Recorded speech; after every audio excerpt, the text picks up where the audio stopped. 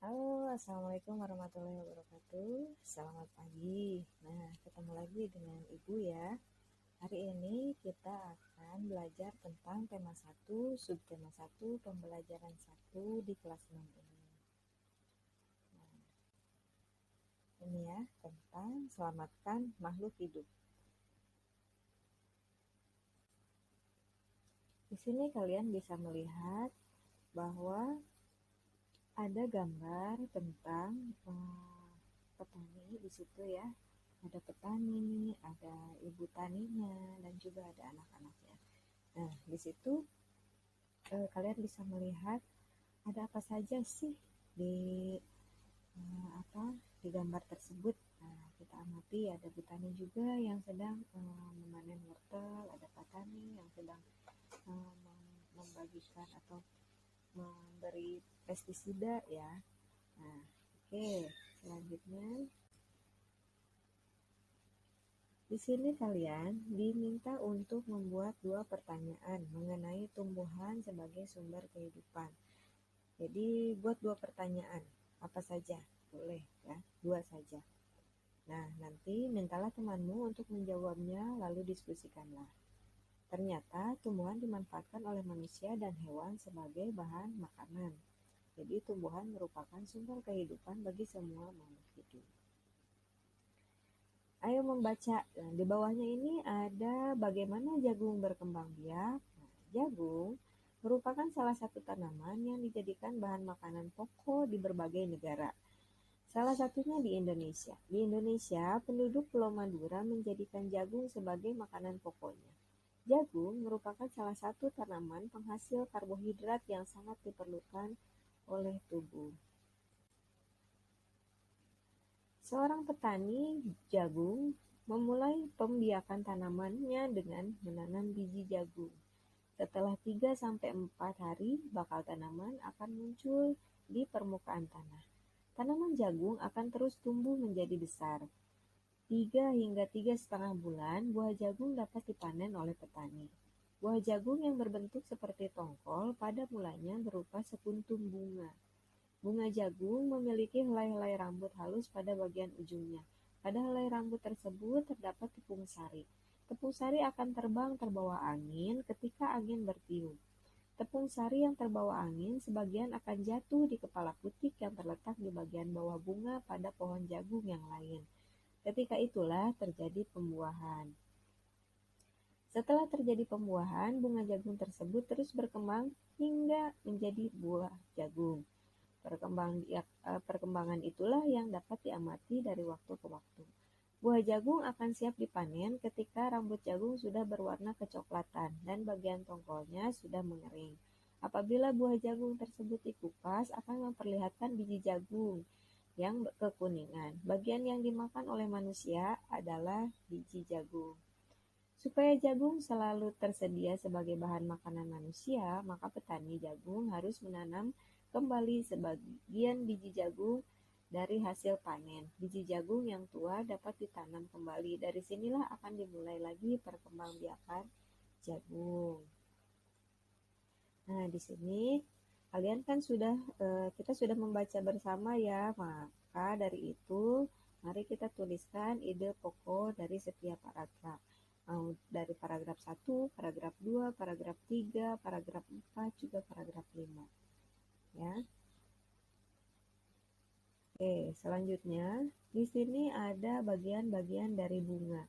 Nah, apabila tumbuhan itu memiliki bunga, berarti tumbuhan itu perkembangbiakannya melalui generatif. Jadi perkembangbiakan tumbuhan itu ada 2, ada vegetatif dan ada juga generatif. Nah, apabila generatif itu bisa dibilang itu secara kawin, kalau vegetatif itu tidak kawin. Nah, di sini ada bagian-bagian bunga, yaitu ada mahkota bunga, ada benang sari, ada kelopak, ada dasar bunga, lalu ada kepala sari, ada tangkai sari, ada kepala putik, dan tangkai putik. Nah, untuk jenis ada juga ada bakal biji. Nah, untuk jenis kelamin jantan atau laki-laki pada bunga itu terletak pada kepala sari. Dan untuk jenis kelamin betina pada bunga itu ada pada kepala putik. Nah, di sini kalian pasti pernah memegang yang namanya seperti bunga sepatu. Nah, di bunga sepatu itu ada serbuk-serbuk seperti bedak. Nah, itu adalah alat kelamin jantan pada bunga ternyata. Nah, itu disebutnya benang sari yang adanya di kepala sari. Nah, setelah mengamati lingkungan sekitarmu, kalian diminta untuk temukan satu jenis tumbuhan yang sedang berbunga. Gambarkan bagian-bagian bunga dan tuliskan cara penyerbukannya pada kolom berikut ini. Jadi sebelah kirinya, kalian diminta untuk menggambar bagian bunganya.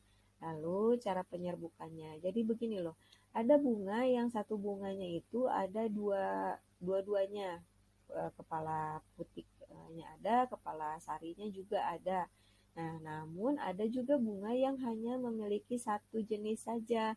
Jadi di satu bunga itu ada yang hanya ada kepala sarinya saja, tapi di bunga yang lain ada hanya kepala putiknya saja. Nah, maksudnya begitu. Jadi bunga yang kalian temukan itu cara penyerbukannya bagaimana dan apakah ada di dalam satu bunga atau berbeda bunga gitu ya. Oke. Nah, di sini ada bunga sepatu dan ada bunga kamboja. Ternyata bunga sepatu itu tidak hanya ada di Indonesia. Jadi bunga sepatu juga tumbuh di negara lain. Nah, di negara tetangga, bunga kembang sepatu dinamakan bunga raya dan merupakan bunga nasional. Lalu bunga sepatu ini kadang dipakai untuk pewarna makanan ya. Nah, untuk bunga kamboja pada gambar di samping, bunga ini sering digunakan dalam perlengkapan tari di Bali. Dorcampa atau bunga kamboja dapat ditemukan di Indonesia dan Laos. Di negara tersebut, bunga ini digunakan untuk dekorasi upacara keagamaan dan penyambutan tamu. Nah, ini adalah negara-negara ASEAN. Negara-negara ASEAN itu ada 10 ya. Nah, lihat kita coba lihat. Nah, ini adalah negara-negara ASEAN. Kita coba lihat di sini ada negara Myanmar, ada negara Thailand, ada negara Kamboja, ada negara Singapura, ada juga Laos ya yang berwarna coklat. Oke, kita ulangi. Myanmar itu yang warnanya ungu, Thailand itu yang warnanya hijau, Kamboja itu yang warnanya merah, Laos itu yang warnanya biru keunguan ya. Lalu Vietnam, oh enggak, Laos yang warnanya coklat. Lalu Vietnam itu yang warna biru keunguan, lalu Malaysia itu yang warnanya biru, Singapura itu yang di bawah Malaysia yang kecil sebesar kota Jakarta ya, Singapura itu. Nah, lalu ada Filipina, lalu ada Brunei Darussalam dan ada negara tercinta kita yaitu Indonesia. Dari Sabang sampai Merauke yang berwarna kuning dan terdiri atas pulau-pulau. Nah, ASEAN menjawab kebutuhan hidup bertetangga. Jadi di bacaan ini Ibu minta kamu membaca bacaan ini. Bagaimana sih ASEAN itu berdiri? Jadi untuk apa sih ASEAN itu berdiri ya?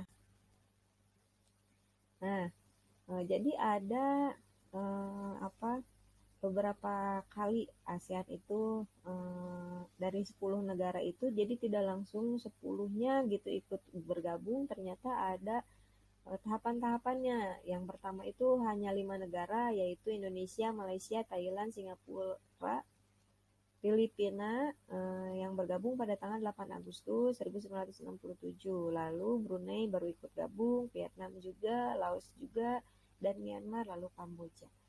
Nah, di bawahnya itu ada kehidupan sosial budaya dan masyarakat sosial budaya masyarakat ASEAN. Jadi di Brunei Darussalam itu ada yang namanya Kampung Ayer. Nah, kalian bisa baca nanti ya.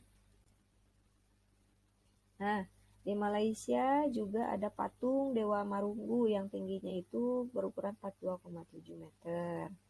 Lalu di Filipina itu ada tarian, itu namanya tarian Tinikling.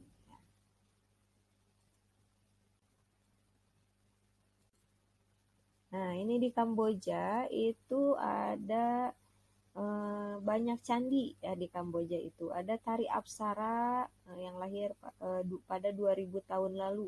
Nah, jadi apa? Ada makanan terkenalnya juga di Kamboja adalah cha yang berarti tumisan. Lalu di Myanmar itu sama seperti penduduk Indonesia bahwa penduduknya itu menggunakan sarung ya dan sarung itu terbuat dari bahan katun dan bukan hanya dikenakan oleh pria dewasa namun juga anak-anak dan wanita juga itu ciri khas di Myanmar. Lalu terdapat banyak kuil-kuil suci Buddha ya.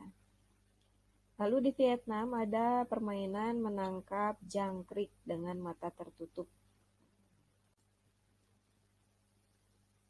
Lalu di Laos ini orang Laos menyebut dirinya Lu Hao Niao yang artinya anak turun nasi ketan katanya karena memang orang Laos itu eh, apa kebiasaannya itu makan nasi ketan.